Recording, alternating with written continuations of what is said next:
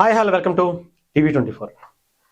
జగన్మోహన్ రెడ్డి గారిని ఎందుకు విమర్శించకూడదో ఈ ఒక్క వీడియో చూసిన తర్వాత మీరే చెప్పండి.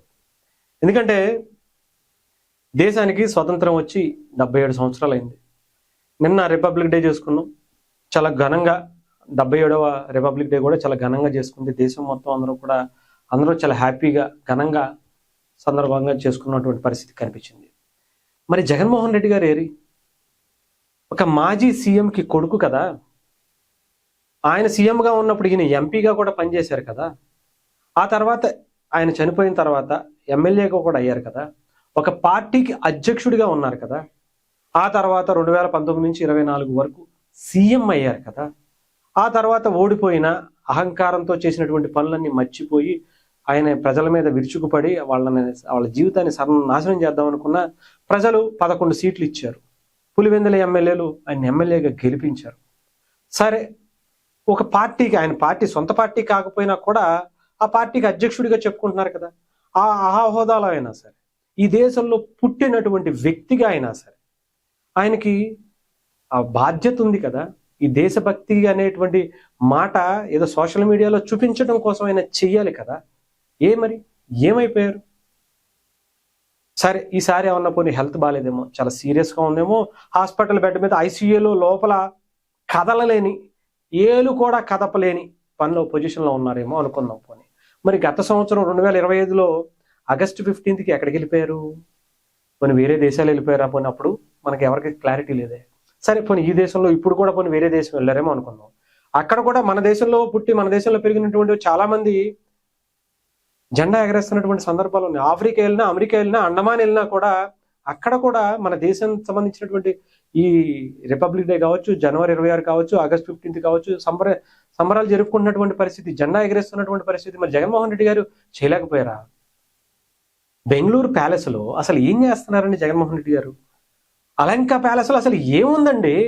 నాకు అర్థం కావట్లా. 11 మంది ఎమ్మెల్యేలు ఇక్కడే ఉన్నారే, వాళ్ళ నియోజకవర్గాల్లో వాళ్ళు కూడా కనీసం జెండా ఎగరేసినట్టుగా సోషల్ మీడియా అంతా కూడా వెతికా నేను. వైఎస్ఆర్సీపీకి సంబంధించినటువంటి సోషల్ మీడియా మొత్తం వెతికా నేను, వాళ్ళ ఛానల్స్ లో వెతికా నేను, ఎక్కడా కనిపించలేదే. ఫలానా వైఎస్ఆర్సీపీకి సంబంధించినటువంటి ఎమ్మెల్యే ఏమన్నా జెండా ఎగరేసారేమో అని పెట్టారేమో అని చూసా, లేదే. పార్టీ ఆఫీస్కి సంబంధించినటువంటి దాంట్లో మాత్రం ఎగరేశారు. కొంతమంది ఒక ఇద్దరు నాయకులను పిలిపించి జెండా ఎగరేయటం అయితే జరిగింది. ఒక పోస్టర్ రిలీజ్ చేశారు. జగన్మోహన్ రెడ్డి గారు ఒక ట్వీట్ చేశారు. మనిషి ఏమైపోయారు? కదపలేనటువంటి స్టేజ్లో ఉన్నారా?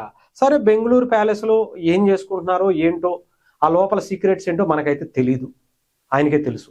అంతలా బిజీగా తలుపులు వేసుకుని లోపల కూర్చోవలసినటువంటి పరిస్థితి ఏంటో నాకైతే తెలియదు. చాలా పెద్ద ప్యాలెస్ అంటారు, మరి అలంకా ప్యాలెస్ అని కొడితే చాలా అద్భుతంగా కనిపిస్తుంది. కొన్ని ఎకరాల్లో పెద్ద పెద్ద భవనాలు కనిపిస్తున్నాయి, కొన్ని వందల రూమ్లు ఉంటాయి అంటున్నారు.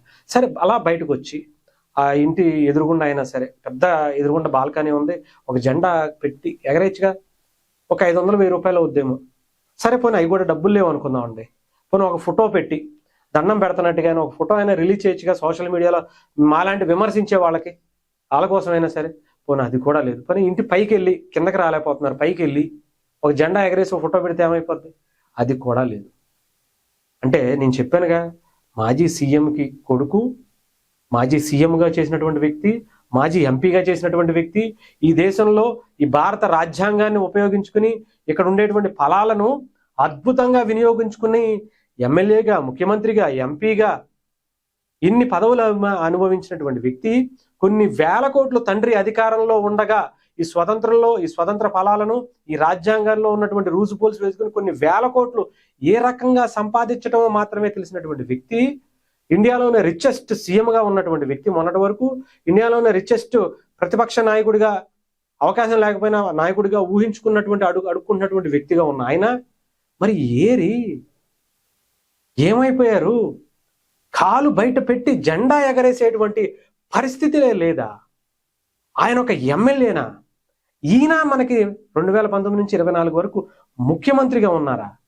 దేశభక్తి లేదా? అసలు సంపాదించడం మీదే కొన్ని వేల కోట్లు ఎలా సంపాదించాలో, ఎలా స్కాములు చేయాలో, తిరుపతి లడ్డూకి సంబంధించి 250 కోట్లు ఎలా స్కాములు చేయాలో, లేదంటే దాంట్లో ఇలా మాట్లాడారు కదా, ఇలా అన్నారు కదా అని చెప్పి దాని మీద తోసేయడానికి పేటీఎం బ్యాచ్ పనిచేస్తుంది కానీ సకల కళా మంత్రులు పనిచేస్తారు కానీ సకల కళా మంత్రి అన్ని శాఖలకి ఆయన దగ్గరికి వెళ్ళేటువంటి వ్యక్తి ఉన్నాడు కదా సకల కళా మంత్రి.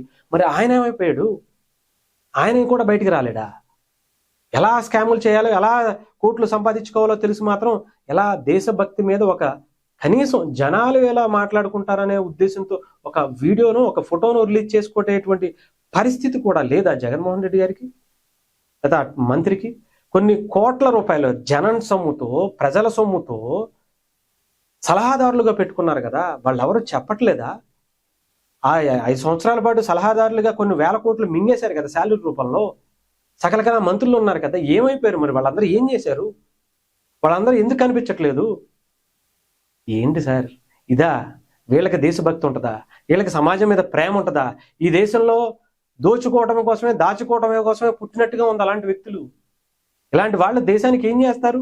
సమాజానికి, ఆంధ్రప్రదేశ్కి ఏదో అద్భుతాలు చేసేస్తారు అనుకున్నటువంటి ఆ 39% ఇంకా జనాలు గుడ్డిగా గొర్రెల్లా కాకుండా మనుషుల్లా ఆలోచించండి. ఆయనకి ఇవన్నీ అవసరంలా, దోచుకోవటం దాచుకోవటం మీద తప్ప ఇవి ఏమి ఆయనకి ఆఫ్టర్ ఆల్ అంతా ఎన్ని పనికిరావు ఆయనకి. కేవలం నిన్న ఈరోజు సోషల్ మీడియా మొత్తం తిరగేశా, వైఎస్ఆర్సీపీకి సంబంధించినటువంటి ఛానల్స్ అన్ని చూసా. నేను ఏమన్నా తప్పు చెప్తున్నానేమో, జగన్మోహన్ రెడ్డి గారు ఎక్కడన్నా నిజంగానే జెండా ఎగరేసారేమో, ఎక్కడా లేదు. లాస్ట్ ఇయర్ అన్నా ఎగరేసారేమో, 2025 ఆగస్ట్ 15 కంటే అది లేదు. ఏమైపోయారు మరి? 5 నిమిషాలు పనిచేయట్లేదా?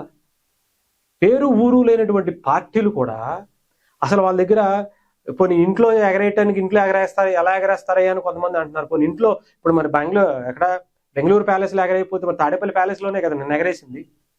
ఆ కాంపౌండ్లోనే కదా ఒక సెట్ వేసి పార్టీ ఆఫీస్గా, సెంట్రల్ ఆఫీస్గా చెప్పుకుని గత 5 ఏళ్లుగా నడిపించింది. క్యాంప్ ఆఫీస్గా కూడా దాన్నే కదా చేసుకుంది సెట్ వేసుకుని. ఇప్పుడు కూడా అదే క్యాంపు అక్కడికే వచ్చి వెళ్తున్నారు కదా, అక్కడికే వచ్చి కదా మీరు మొన్న మీటింగ్లు పెట్టినా, ప్రెస్ మీట్లు పెట్టినా అన్ని చేసేది అక్కడి నుంచే కూడా. నిన్న కూడా ఆ పార్టీకి సంబంధించినటువంటి అందరూ జెండా ఎగరేసింది అక్కడి నుంచే కదా. మరి ఏమైంది? ఆయన ఏమైపోయారు? ఆయనకి ఏది దేశభక్తి లేదా? ఈ దేశంలో సంపాదించుకోవడానికి మాత్రమే ఈ దేశం కావాలి కానీ ఈ దేశం మీద దేశభక్తి చూపించడానికి ఈ దేశం పనికిరాదా? మనం గొర్రెలు అంతే.